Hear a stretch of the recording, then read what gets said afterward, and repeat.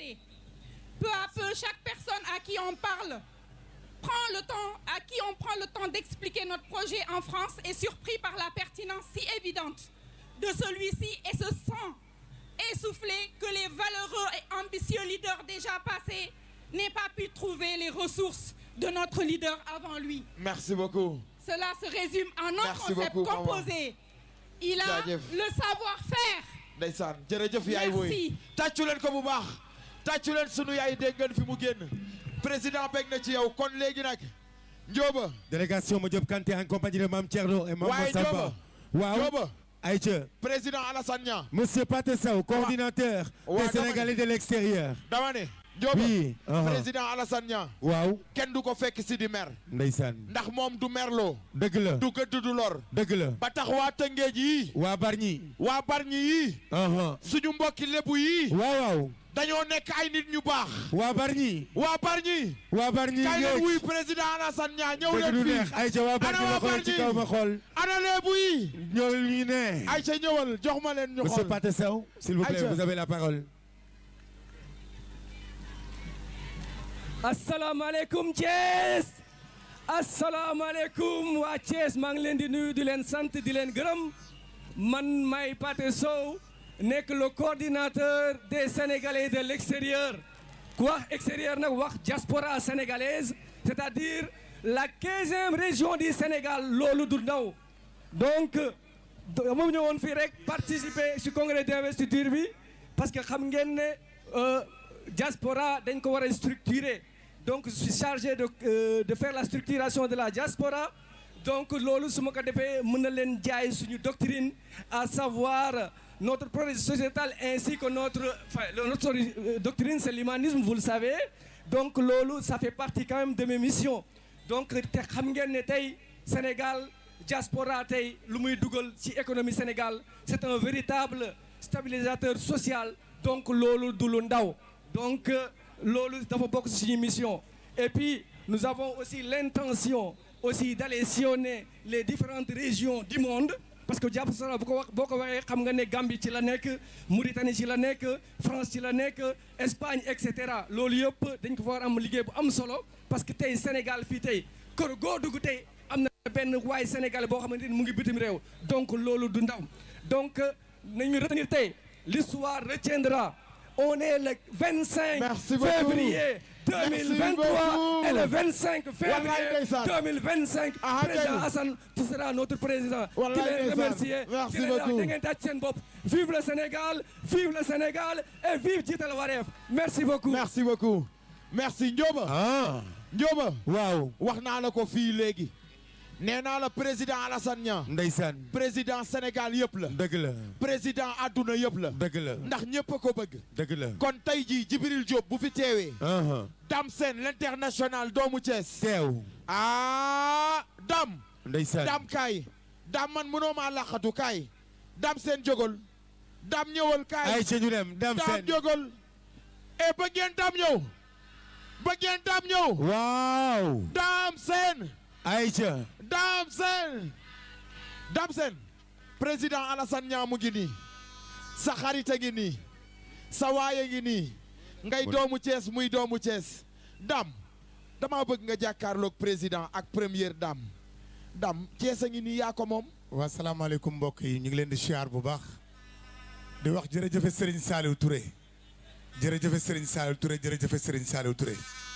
ñu ngi sant yàlla bu baax nag julli ci Seydina Mohamed di sant samay ñaari waajur di sant sama sëriñ bi Serigne Saliou Touré di la ñaanal yàlla na yàlla defal jàmm Alassane man nag tey sama wax du ci bari ndax damaa ne ci yoon waaye nag incha allah dinaa toog nii ba ci kanam balaa ngaa wax ma defal la affaire bu sew boo xam ni bis bu ma la ko defalee dootoo ko defati tàccu leen ma ko bu baax a baax. Aïcha tàccu leen ko merci beaucoup Dame Sène lu mënta ñàkk foog mu am. Aïcha ñu daal di introduire ki nga xam ni moom mooy monsieur Mohamed Lamine Silla secrétaire général dafa war a ñëw nag ci benn discours wallaay ndeysaan de la résolution pour 5 minutes secrétaire général monsieur Mohamed Lamine Silla wallaay ndeysaan c'est un très grand monsieur un homme digne et responsable wallaay ndeysaan monsieur Mohamed vous avez la parole le micro est là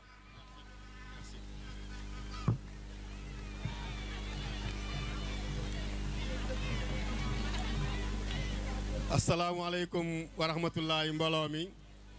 ñu ngi leen di nuyu yéen ñëpp di leen gërëm ci seen teewaay di sant borom bi di leen ñaan di ko ñaan mu defal ñu tawfeex defal leen ko defal ko surtout le président Alassane Niang defal ko waa Sénégal yëpp incha allah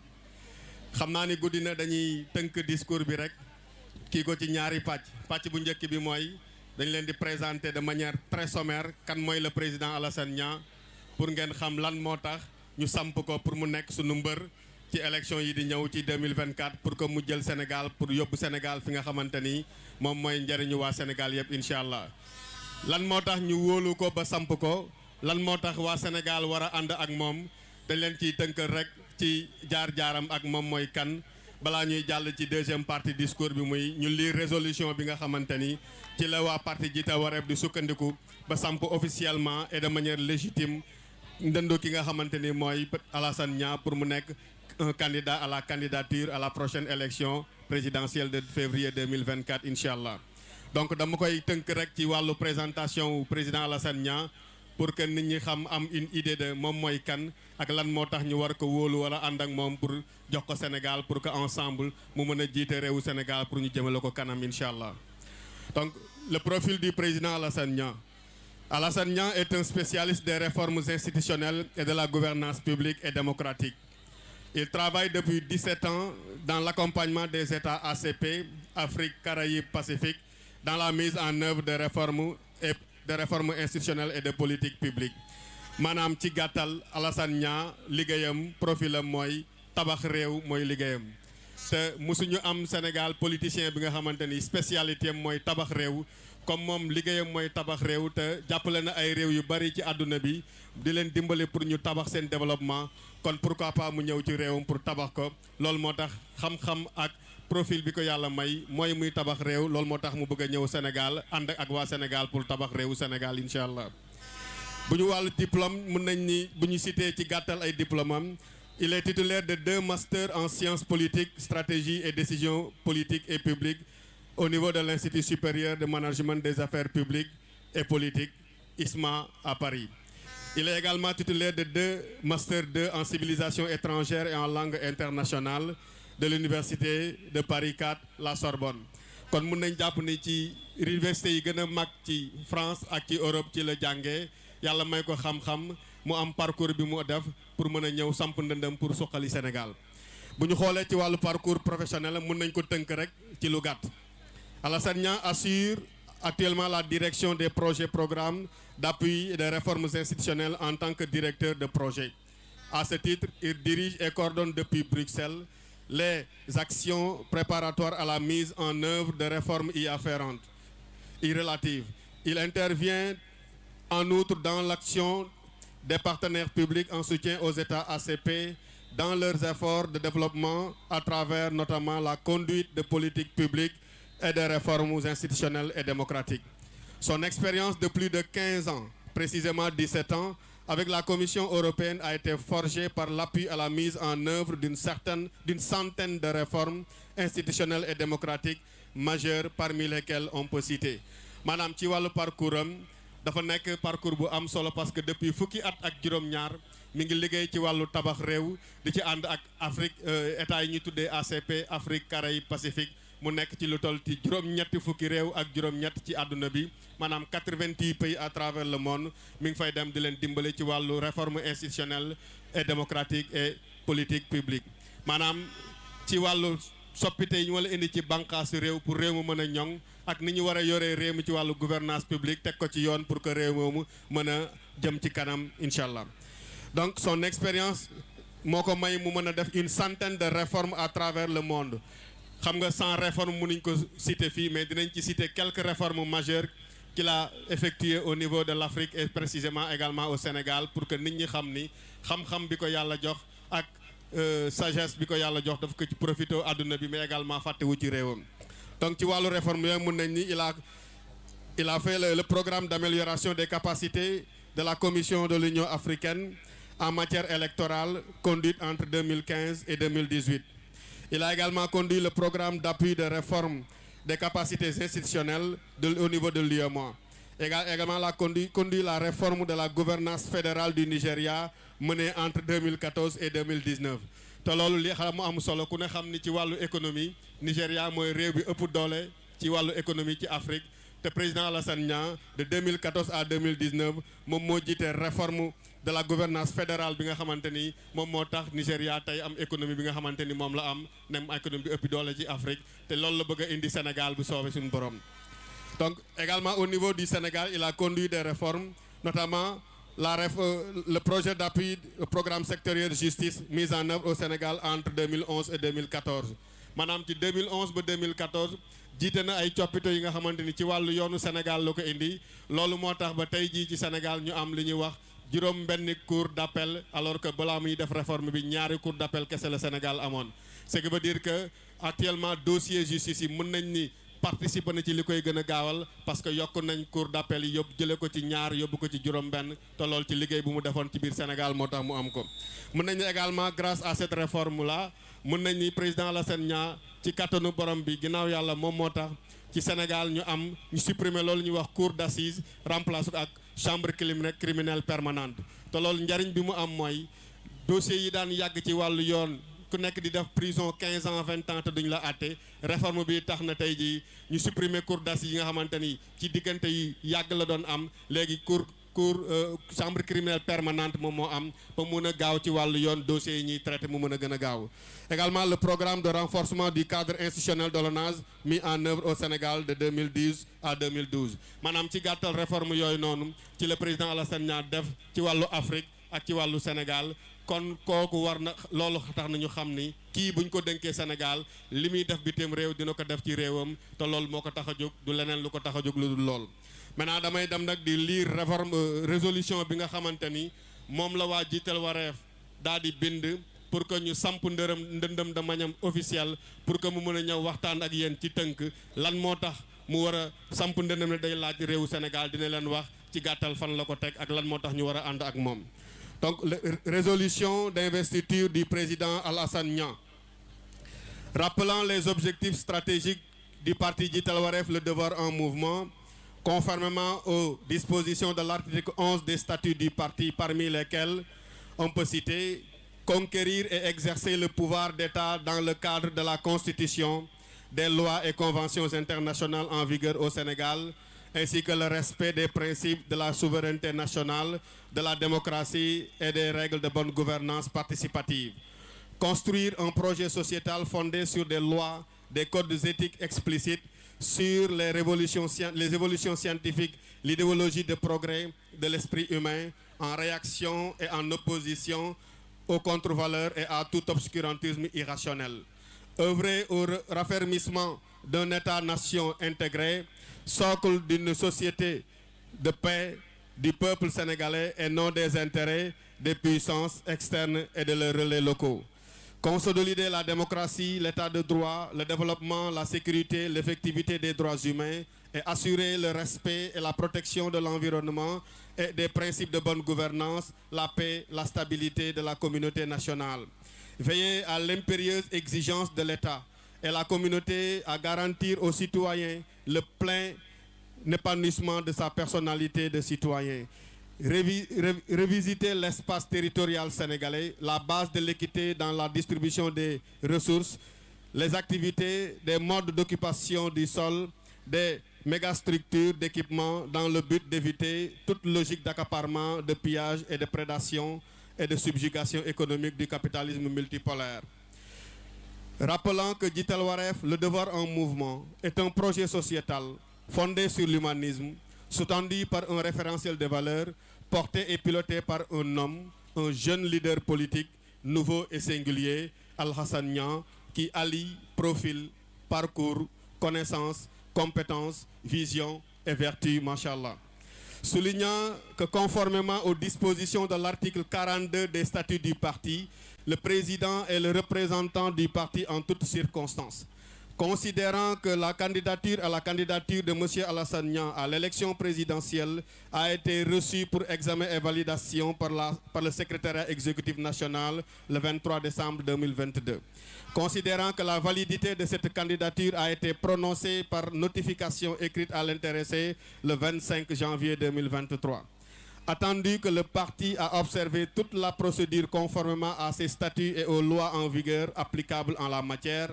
sur proposition du Conseil national, il est résolu à l'unanimité des membres du Conseil d'autoriser M. Alassane Niang, président de Jitel Waref Le Devoir en Mouvement, à représenter le parti à l'élection présidentielle du 25 février 2024 en qualité de candidat. Cette présente résolution est soumise au vote. Donc nous par acclamation, nous voter cette résolution qui va permettre au président Alassane Niang que mu nekk candidat au Jitel Waref. Nous acclamer ko, c'est que les délégués du parti ont donc investi officiellement le président Alassane Niang. Maintenant, monsieur le président, nous vous avons fait confiance. Yow lañu wolu, yow lañu gëm, yow lañu yaakar ginnaw Yalla, gëm nañu sa xam-xam. Gëm nañu sa profil gëm nañu sa jikko yu rafet gëm nañu ni soo yoree Sénégal di nga ko jëmale kanam parce que xam nañu ni Sénégal boo ko jiitee ci intérêt Sénégal kese nga koy teg ci njariñu waa Sénégal kese nga koy teg donc ñu ngi seedaloo askanu Sénégal ñu ngi seedaloo le peuple de Jitel Waref que président Alassane Niang président du parti Jitel Waref est devenu officiellement le candidat à la candidature à la présidentielle de l'élection présidentielle du 25 février 2024 bu parti Jitel Waref ñu ngi ñaan borom bi mu defal la jàmm defal la kàttan defal la sutura leeral sa xel ak sa dënn ba yoon bi nga bëgg a jëmale Sénégal yàlla na ko yàlla mottali ngir njariñu Sénégal ñu ngi leen di gërëm yéen ñëpp di leen sant salaamaaleykum wa rahmatullah. Yes. Merci beaucoup. Comme le disait tout à l'heure, toutes mes félicitations par anticipation pour une victoire éclatante au soir du 25 février 2024. Yalla mën na ko yalla na ko def. Notre candidat, son excellence, le président Alassane Niang. Damsen. Alassane Niang. Maya Diagne Tabara Diagne. Alassane Niang. Ma Farba Yacine Diagne Gandiol bangi ni Alassane Niang. S'il vous plaît. Damsen. Sama waji kay. Dam, yéen ñaar kay leen dugal ko. Dam kay. Maya Diagne Tabara Diagne Ma Farba Yacine Diagne Gandiol. Ka janga ni lan aw buru këram. Alassane Niang. Monsieur Samb. Maya Diagne Tabara Diagne néegi maam Yaya Gandiol première dame nuyu naa la. Ndeysaan. Yal na la yàlla may ndam ci barke Serigne Babacar Sy Malick. Yal na la yàlla may ndam ci barke Serigne Saliou. Borom jàpp na la ndookaan. Borom joowaan nga ca ron. Waa Kër Massar jërë ngeen jëf. Son excellence ñëwal doxal ñëw. Son excellence doxal ñëw. Doxal ñëw son excellence. Da koy gis. Yéen seen prestation Alassane da koy assister. Nañ ko may rek. Seen prestation da koy assister. S'il vous plaît. Nee naa ko Niang Gandiol lay sa baay. Premier ingénieur de la région de Thiès. Ay ca ñu dem. Président lébu yi lay bañ ñu mer ñu ne bala ngaa wax na nga xam seen taxawaay fii. Ayca kon ñu jox président mu ñëw. Waa Kër Massar jërë ngeen jëf. Ana waa Kër Massar. Ani waa Kër Massar. Merci beaucoup. waaye Kadia aw buru këram coow li yow la. Merci Madame Touré, merci Pape Cheikh Aw, Juliana, merci également Lala Konaté, merci tout ce beau monde, toutes mes félicitations. DJ merci beaucoup.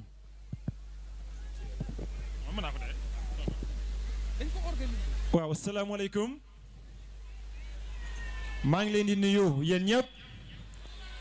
ci seeni tur ak seeni sant yéen ñi fi nekk kilifa yi samay mbokk yi samay am di jàmm sama xarit yi waa Sénégal waa Mbour waa Diourbel waa Tëngéej waa Thiès waa Ngaparou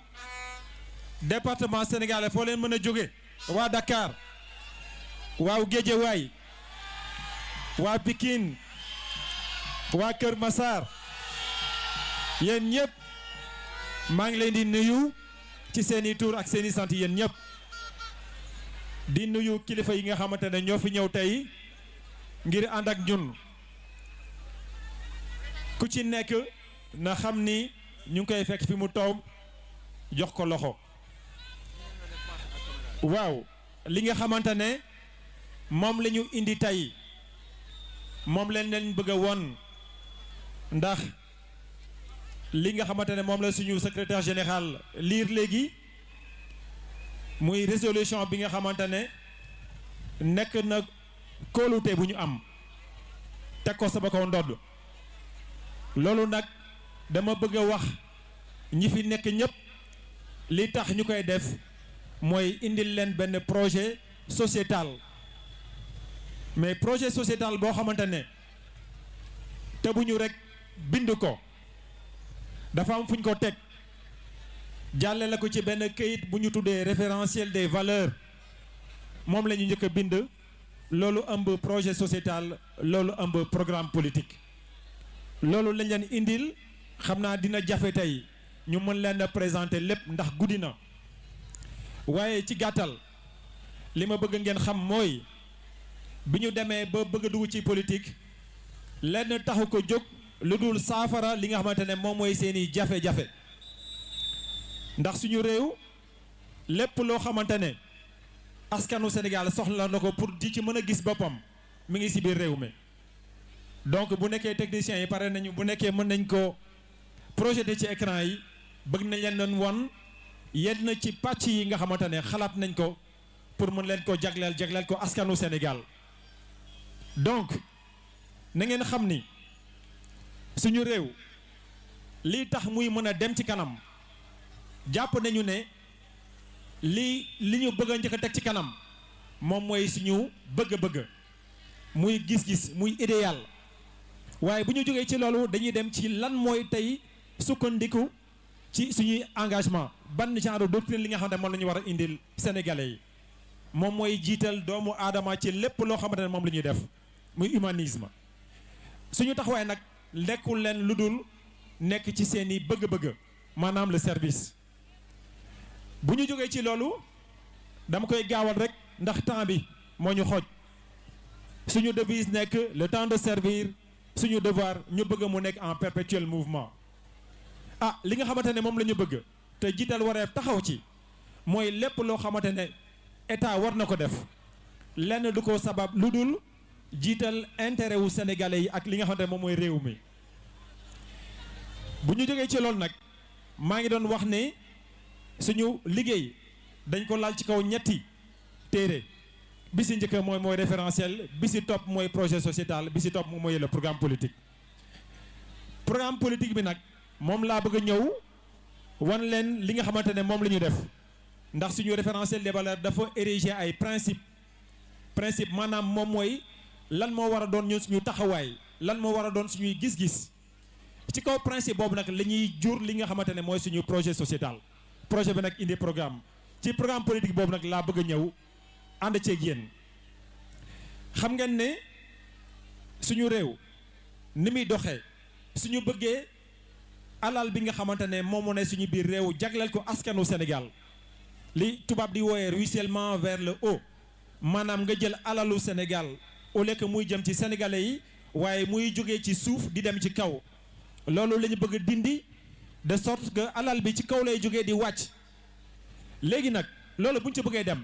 dafa am ay coppite yu am solo yoo xamante ne il faut ñu def ko ci réew mi coppite bi si njëkk moom mooy faire en sorte que ñu def ay réformes constitutionnelles bi si topp nekk ay réformes institutionnelles bi si topp nekk ay réformes démocratiques bu ñu réglé loolu ba pare jëm ci li ñuy wooyee les réformes économiques ndax tey am na ay politique publique yu bëri yoo xamante ne askanu Sénégal soxla na ko waaye réforme yooyu politique publique yooyu bu nekkee amuñu réforme économique day jafe pour ñu mën ci àddu léegi nag loolu moo tax suñu liggéey dañ koy tàmbalee ci ay réforme constitutionnelle dem ci réforme institutionnelle jóge ci loolu nag doog dem ci li nga xamante ne moom mooy les réformes économiques réforme économique bu ñu ko defee nag dafa am loo xamante ne dañ koy jiital moom mooy naka la ñuy jëlee suñu alal di ko transformer dans le cadre d'une meilleure politique d'industrialisation xale yi nga xamante ne ñi ngi jóg di jàngi jigéen yi nga xamante ne ñi ngi jóg di bëgg a liggéey askanu Sénégal bi nga xamante ne soxla na liggéey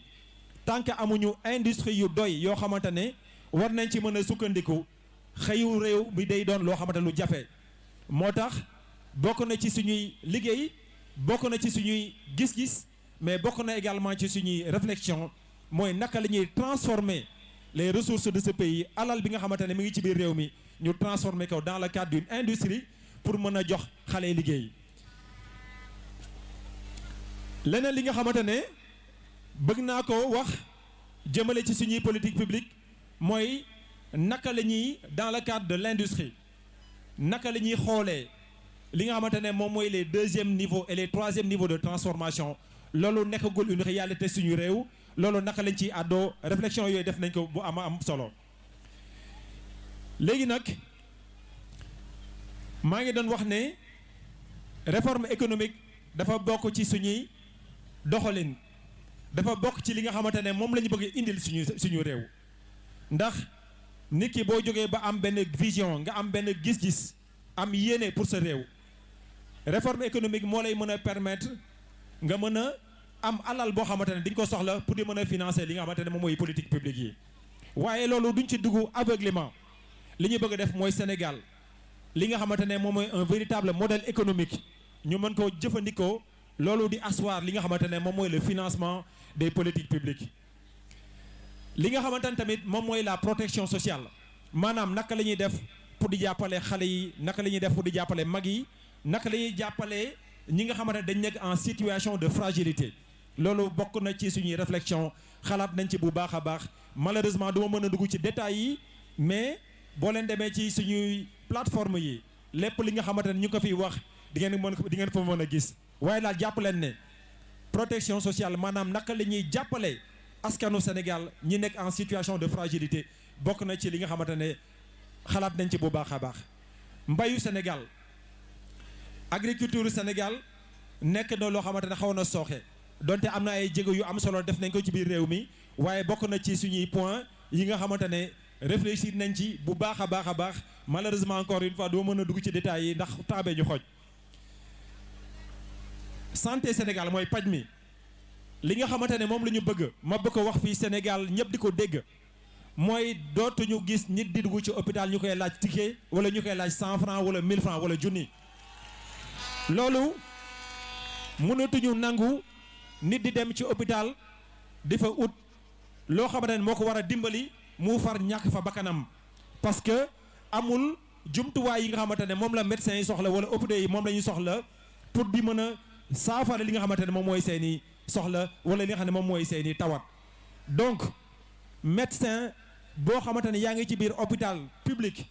wala service public yi nga xamante ne ñoo nekk ci suñu hôpitaux yi dinañu def en sorte que ku mën a dugg ci biir hôpital biir Sénégal dès lors que c'est un hôpital public 100 francs duñ la ko laaj tant que fajuñu la ba nga tane te lépp loo xamante ne dafa nekk soin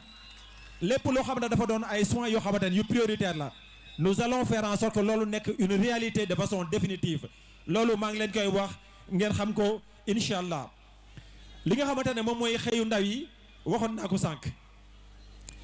xëyu ndaw yi dafa doon lu jafe ci biir réew mi xale yi dañuy jàng dem ba am bac plus 5 def seeni formation ba pare waaye duñu mën a am xëy loolu am nañ ci ay saafara si kàttanu borom bi dinañ ko régler ndax xalaat nañ ko bu baax a baax te xam nañ naka lañ koy defee bu ngeen ñu wóoloo incha allah ba 2024 ngeen wóoloo ñu mën a dem fu ñuy régler li nga xamante ne moom mooy le problème des Sénégalais la question de l'emploi dootul nekkati loo xamante ne lu pénible doon dans ce pays parce que am na loo xamante ne bu ñu ko defee rek xale yi ñi nga xamante ne dañu war a sukkandiku ci seen i diplôme seen i formation pour mën a am liggéey loolu dañ ko régler ci kàttanu borom bi. bu ñu jógee foofu dem ci li nga xamante ne moom mooy njàng éducation Sénégal ñëpp gis nañ ni mu sooxee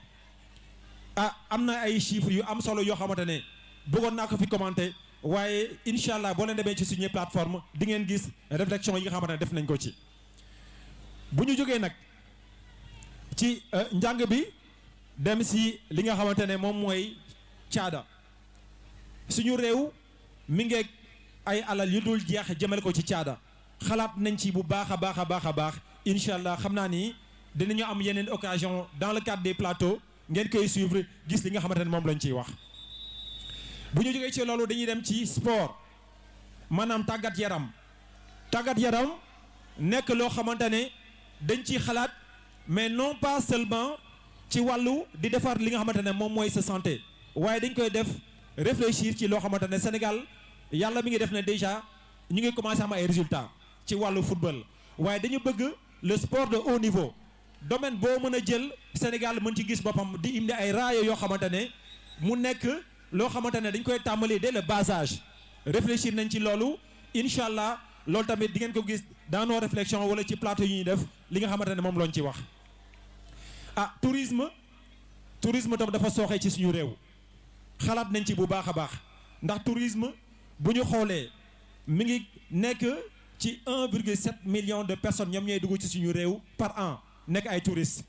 li nga xamante ne loolu daf ko war a jur en termes de plus-value xalaat nañ ci incha allah là aussi bokk na ci suñu programme dinañ ko gën a fësal incha allah ci plateau yi nga xam ne dinañ ci dem. ah bu ñu jógee ci tourisme nag addu ci artisanat bu nekkee am nañ ay mbokk artisan fii dañu ekkati seeni loxo ndax artisan daanaka bu ñu ko xoolee mi ngi ëmb plus de 150 corps waaye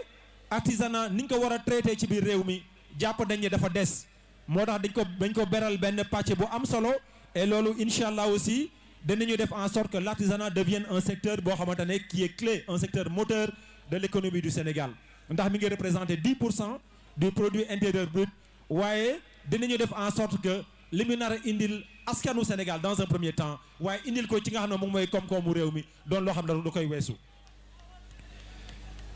jóge foofu dem ci ndox ak mbënd eau ak assainissement xalaat nañ ci bu baax a baax a baax bokk na ci li ñuy njëkk a def bu ñu yàlla mayee ñu egsi moom mooy ONAS di office national de l'assainissement du Sénégal ma wax ko ngeen dégg ko bu baax a baax bu ñu ñëwoon ONAS dañ koy dindi dootul nekkati office li ñuy def mooy dañuy régionaliser la question de l'assainissement dañuy créer ay office au plan régional bu ñu defee loolu ONAS dañ koy jël def ko mu doon benn société boo xamante ne liggéeyam moom mooy le pilotage des offices au plan régional xalaat nañ ci bu baax a baax incha allah xam naa ne nous aurons l'occasion donc de revenir sur tous ces points. alors beneen point bi nga xamante ne mi ngi ci suñu biir beneen point bi nga xam ne mi ngi ci suñu biir programme moom mooy suñu suuf le foncier boo déggee ñu ne la réew dafa moom boppam dafa fekk mu moom suufam boo leen déggee ñu ne souveraineté wala indépendance dafay fekk nga maîtriser li nga xamante ne moom mooy sa suuf ñun nag gis nañu ne suñu biir réew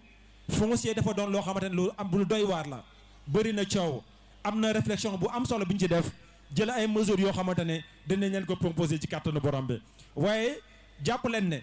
dinañu créer ce qu'on appelle un institut national du foncier créer beneen institut géographique boo xamante ne lu muy traiter également moom mooy la question foncière incha allah duñu mën a dugg ci détails yi waaye xam leen ne bokk na ci suñuy réflexion aussi. transport nekk na tamit lu am solo suñu biir réew ndax transport ku ko wax di nga xalaat transport ci oto yi di nga xalaat li nga xam ne moom mooy roppalaan yi waaye di nga xalaat li nga xam ne moom mooy les chemins de fer. chemin de fer dafa doonoon lu am solo suñu réew depuis 1880 Sénégal mi ngi nekkoon réew boo xamante ne 904 kilomètres la dans les années boo xoolee bala ñuy dugg sax 19e siècle Sénégal mi ngi nekkoon benn réew boo xamante ne maillage am sur le plan ferroviaire dafa amoon solo waaye gis nañu loolu dafa dem sooxe ba gis nañu tey chemin de fer Sénégal dafa dee donc am na benn xalaat boo xamante ne def nañ ko bokk ci suñuy projet sociétal ak suñu programme politique incha allah dinañ leen ko indil. transport bi nga xamante ne nag gis nañu lu mu indil sénégalais yi transport en commun yi moo xam car rapide yi la moo xam njaganjaay yi moo xam transport en commun yi de façon générale gis nañu li muy indil suñu réew ci ay wàllu gàllankoor moo xam ay accident la moo xam leneen ak leneen la donte am na ay jéego yoo xamante ne ñu ngi koy jéem a def waaye xam leen ni transport dañ ko war a moderniser le transport en commun au Sénégal dañ ko war a moderniser ko moom nag mooy lan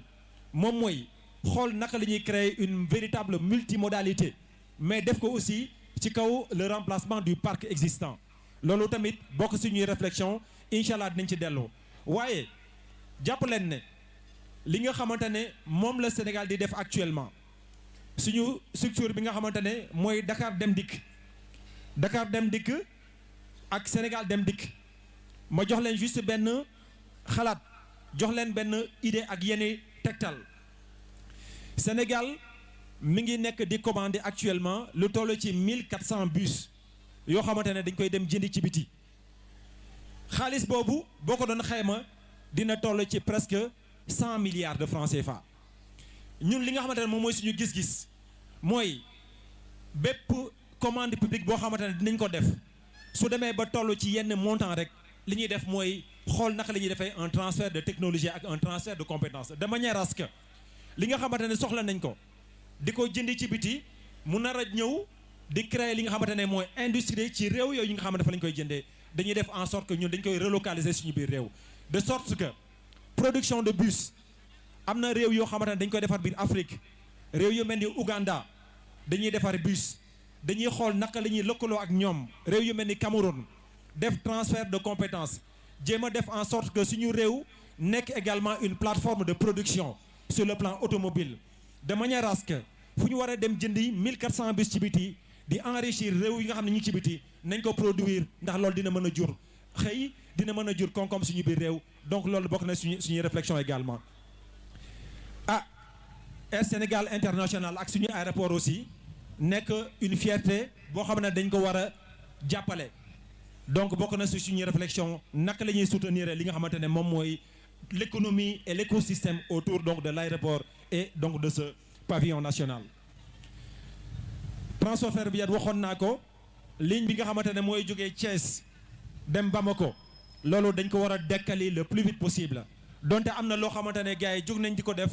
waaye dañu jàpp ni ambition bi war a tax ñu mën a am un transport ferroviaire de qualité un transport ferroviaire boo xamante ne dina asseoir l'économie du Sénégal à travers le corridor ñun am na luñ ci xalaat incha allah donc dinañ ko indi bu ngeen ñu wóoloo ba incha allah en 2024 ñu mën a egg si ci li nga xamante ne moom mooy incarner suñu projet sociétal. leneen li nga xamante ne bëgg naa ko wax moom mooy la coopération mooy suñu doxalin entre ñun ak réew Afrique yi incha allah ñu ngi xool doxalinu Sénégal jëmale ko ci Afrique jëmale ko ci organismes régionaux yi waaye jëmale ko également ci li nga xamante ñoo nekk bitim réew xalaat nañ ci bu baax a baax ci yan doxaleen ak yan anam lañ ko war a defee loolu tamit incha allah dinañ leen ko wax dans les moindres détails incha allah. li nga xamante ne mooy suñu kaaraange bàyyi ñu ko ci ginnaaw ndax kaaraange dafa am solo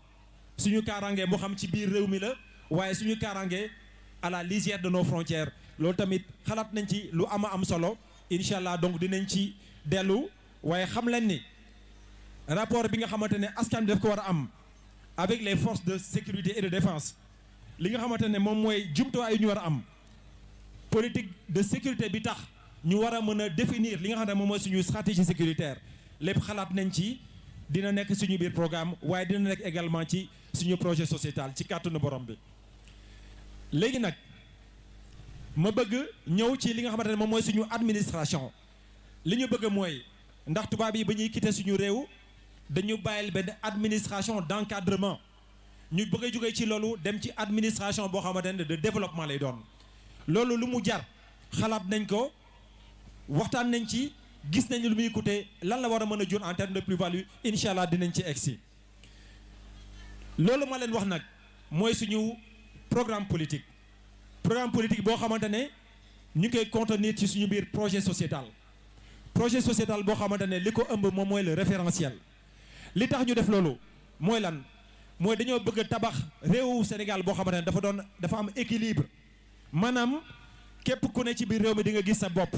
ci doxalin bi di nga gis sa bopp ci koom-koom bi waaye di nga gis sa bopp également ci nekkin li ñu bëgg mooy jël askanu Sénégal teg ko ci diggu li nga xamante ne moom mooy xalaatu politique publique yi de sorte que bépp politicien wala bépp état boo xamante ne mi ngi nekk di xalaat benn réforme wala benn politique publique du ci def lenn lu dul jiital li nga xamante ne moom mooy doomu Sénégal te loolu bokk na ci li nga xam ne moom mooy ponk yi waaye tamit jox ko li nga xamante ne moom mooy jumtuwaay bu koy mën a permettre mu mën a doon un citoyen épanoui aussi faire en sorte que lépp loo xamante ne wax nañ ko fi ñu tënk ko ci benn téere boo xamante ne dafay servir de pensée stratégique de sorte que état bu mën a ñëw moo xam yow da nga am benn gis-gis boo xamante ne dafa méngoo wala méngool waaye di nga am loo xamante ne boo ci sukkandikoo rek incha allah dina la may nga mën a avancer jàppale li nga xam ne moom mooy sa askan. loolu lépp bu ñu koy def nag dañ koy teg ci kaw li ñuy woowee les objectifs donc des Nations Unies pour le développement durable donc amul lenn loo xamante ne wax nañ ko fi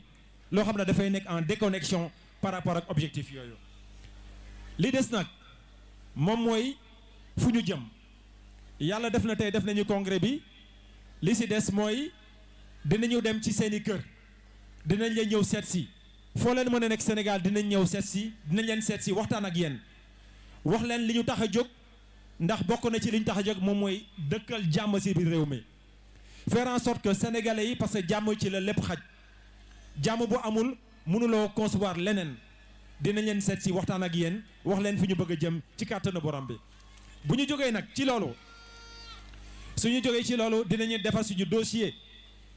dossier bi moom mooy lan moom mooy dem conseil constitutionnel dëggal li nga xamante ne moom lañ fi wax tey en étant candidat de façon officielle te loolu nag incha allah ci kàttanu borom bi duñ ko def lu dul jiital li nga xamante ne moom mooy li leen di mën a yóbbu ci kanam loolu moo tax incha allah dinañu egg si loolu xam ni nag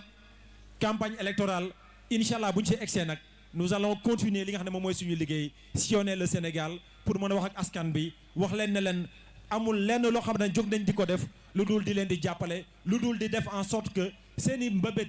seen i bëgg-bëgg ak li tax ngeen war a mën a dem ci kanam loolu ñu mën ci egsi ci kàttanu borom bi. may gërëm ñi fi nekk ñëpp nag ñëpp ñi nga xamante ne def nañu déplacement yi moo xam suñu mbokk journalistes yi moo xam suñu délégués yi nga xamante ne ñoom ñoo am kóolute jàppale ñu ba tey ñu mën a doon candidat à la candidature. gërëm ñi nga xamante ne ñoom ñooy les responsables du parti gërëm militant parti yi gërëm tous les responsables yi nga xamante ne ñi ngi bokk ci ay mouvement kulim juum parti yi nga xamante ne contacté nañ leen ñu war a ñëw ànd ak ñun dans le cadre d'une coalition ku ci nekk na jàpp ne fekk nañ ko fu mu toog di ko gërëm bu baax a baax a baax sama xarit yi sama mbokk yi sama mag yi sama kilifa yi ku ci nekk gërëm naa ko mais damay beral nuyoo vraiment les militants de Jiital Wareef ngeen xam ni choix bi ngeen def c'est un choix utile parce que choix boobu mooy tax tey ñu mën a yóbbu Sénégal fi nga xamante ne foofu la war a egg donc gërëm nañu ñi fi nekk ñëpp xarit yi militants yi mbokk yi am di jàmm yi ñëpp képp ku fi nekk gërëm nañ leen ñu jóge ci région yi moo xam waa Tëngëj la moo xam waa Diourbel waa Mbour waa Guédiawaye waa Kër Massar vraiment xam leen ni kontaan naa ci yéen ñëpp yal na ni yàlla fay ñu ngi ñaan suñu borom na may Sénégal fu ñu ko bëgg a yóbbu ñu mën ko yóbbu foofu yal na ni yàlla fay maa ngi leen di gërëm yéen ñëpp ku si nekk seen tur ak seen sant jërë ngeen jëf.